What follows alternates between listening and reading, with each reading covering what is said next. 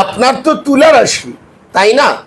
এই তুলা রাশি হওয়ার কারণে আপনার ভেতরের দারুণ পাওয়ার হচ্ছে অন্যকে আকর্ষণ করা, অন্যকে আপনার কাছের মানুষ তৈরি করে ফেলা। কিন্তু কোনো কোনো সময় এই অতিরিক্ত কাছের মানুষ করতে গিয়ে আপনি ঠকে যেতে পারেন। তাই বিশেষ সতর্কতা অবলম্বন করে মানুষকে আপন করুন। আপনার নরম মনই কিন্তু অন্য লোকে তার নিজের হাতিয়ার করে তুলবে।